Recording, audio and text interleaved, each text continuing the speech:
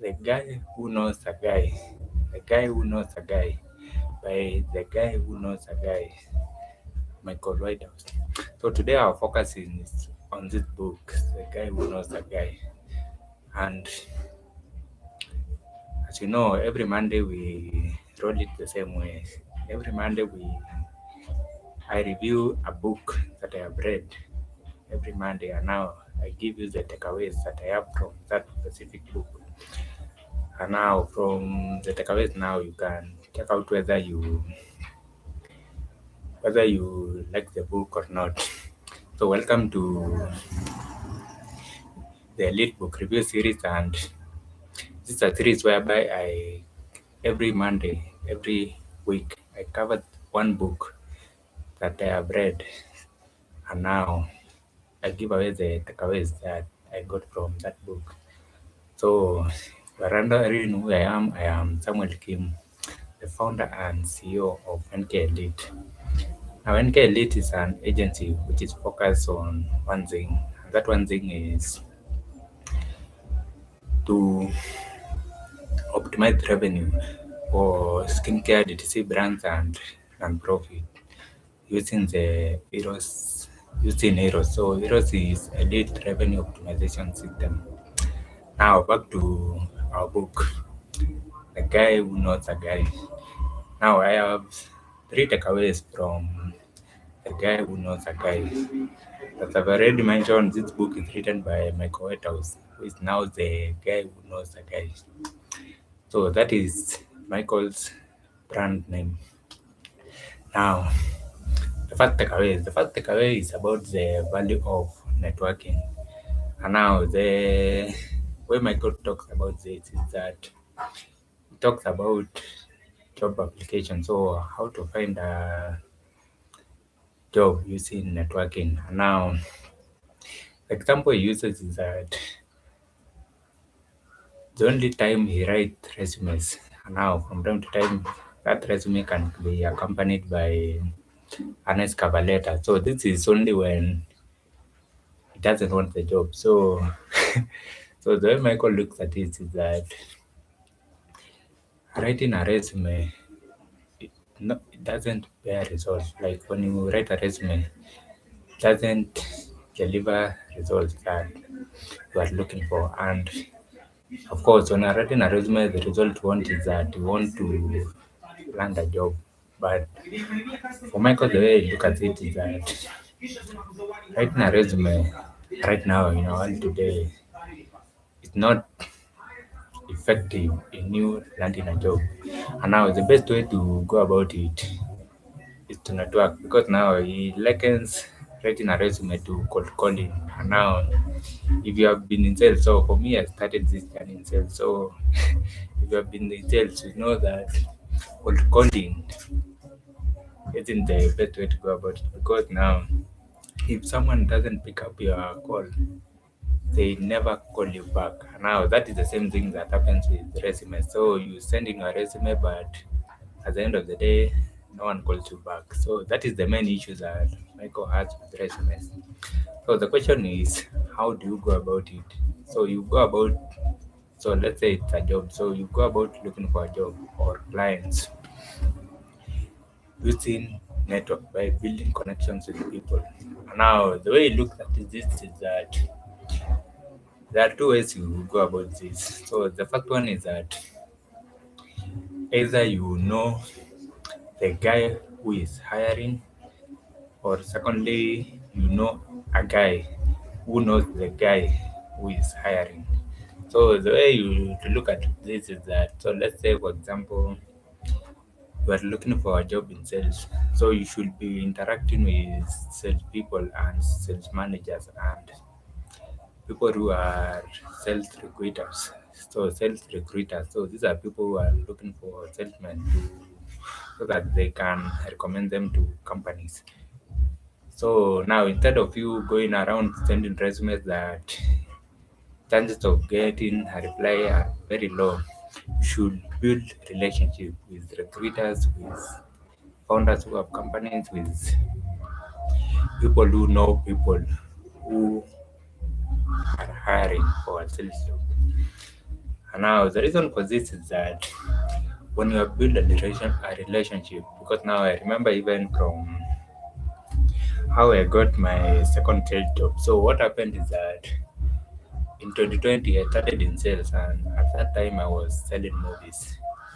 So the corona stuff came around and destroyed our movie business. So what happened is that I was out of a job, and for me I felt that I had not finished my sales lesson. So I wanted to finish my sales lesson. So what happened is that the person who I was with in the movie business recommended me to someone who was in the gas business, because now they needed someone to sell for them. And for me, it was a new experience, but at the end of the day, for me, I just wanted to finish my sales lesson. So you can say that I unconsciously used my network to get my sales job. And now that is the way that you go about it. So by building relationship with people who are related to what your job is specifically about. And now when you build those relationships, what you notice is that you end up gaining more from those relationships than you sending resumes. So it is more effective for you to build relationships than for you to send resumes. And now the other thing about this is that most of these jobs are filled even before they reach the job site. So they are already filled before they reach the job site, because now recently I was talking to a recruiter, and now she was telling me that 75% of the jobs that she is aware of are filled even before they reach the job site. So like an opportunity comes up, and now the company reaches out to her and asks her, hey, do you have someone to fill this role? And now if the answer is yes, the job doesn't even have to go to the job site. So it's filled right away. And now that is the reason that you should be building relationship with people who are close to the job that you are looking for. Now the second takeaway is about a radio station. And now this radio station is everyone's favorite radio station, and this is We FM. So We FM means what in it for me. So every person you meet will be asking one version of that question or another. So at the end of the day, when they are looking at you, so when you're looking to this networking event, so everyone there is asking what's in it for me. Now that is the thing that you should realize. So even you, when you're going to the networking event, you are asking a version of that question, like, what will I be getting if I go to this networking event? So the thing about this is that the thing about this is that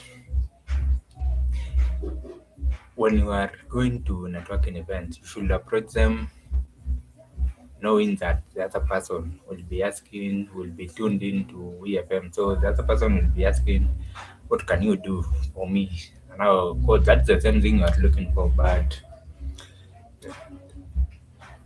the way to go about it is that you should lead with giving. So instead of you approaching the networking event asking what can you get from the other person, you should approach the networking event with what can I give the other person. And now by you giving first, you end up creating this, you end up triggering reciprocity. And now by triggering reciprocity, so this one can go either way. So either someone can return the favor, or it can end just like that. So this one is more about giving. And now when you give now, you build your social capital, because now the person you have given to will always associate the values that they got with you. And now next time they are thinking about something, or next time they have an issue, or next time they come across someone is who needs the solution that you offer, you will be the first person that will come to their mind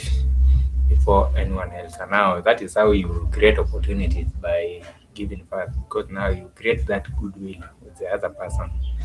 And also the other thing, as I've already mentioned, you may receive that you may receive the gift you have given back or not. So when you're doing this, don't do it with expectation. Do it because you want to give. So don't give expecting to receive something from the connection you are making, but approach that connection with the desire to give, and don't worry about how it will come back to you.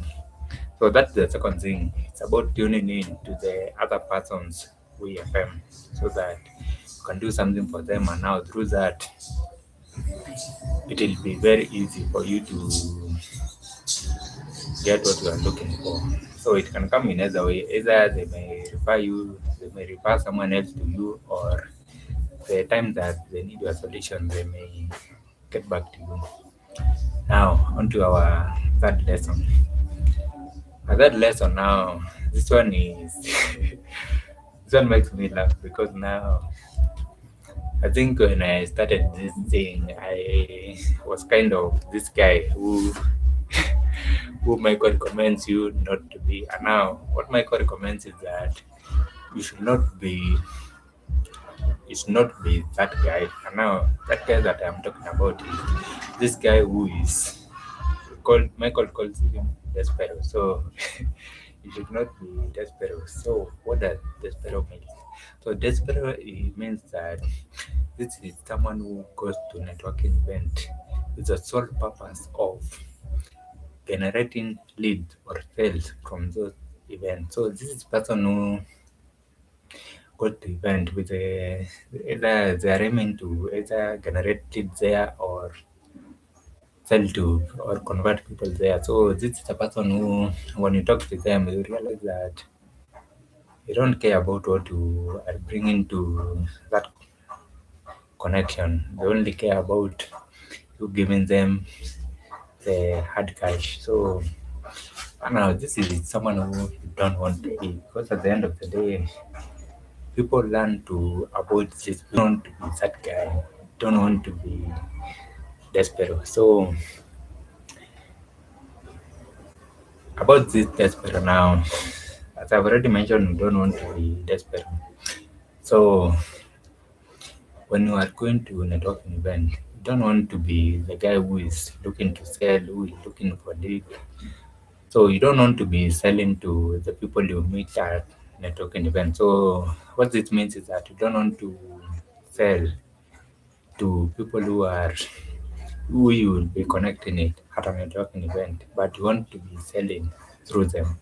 And now what selling through them means is that when I'm going to a networking event, you should looking at it more in terms of connecting to this person so that they may lead you to the next person. So the way to look at this is that we're looking at it from in terms of goodwill and in terms of referral. So you approach this in such a way that it will be very easy for the person you are connecting with to refer you to someone who has the problem that your solution can solve. So you are not looking to sell to that person directly, but you are looking to sell through that person, either through referrals or through goodwill. So goodwill now, this one can show up in terms of referrals, or that person can end up realizing that you have the solution to their problem. And now through that now it will be very easy for you to close, rather than you just going to the event and now trying to convert people. So that is what you should not be. So you should not be that guy who is always looking to sell at networking event, but you should be that guy who is looking to sell through the connections that you make at that networking event. So those are the three takeaways that I have from the guy who knows the guy. So the first one is about the value of networking. Now you should instead of you sending resumes, you should look to get a job through your network, through the network that you have built. The second one is about VFM. So VFM is about what's in it for me. So this is the question that the person you are looking to make a connection with is asking themselves. And now you approach this by looking to get something from you. And now through that, now it will create goodwill, and it will be very easy for that person to refer someone who has the problem that you solve, to refer that person who has the problem back to you. Now the final one, and now the third one, is that you should not be desperate. So you should not be either Miss Despero or Mrs. Despero or Despero.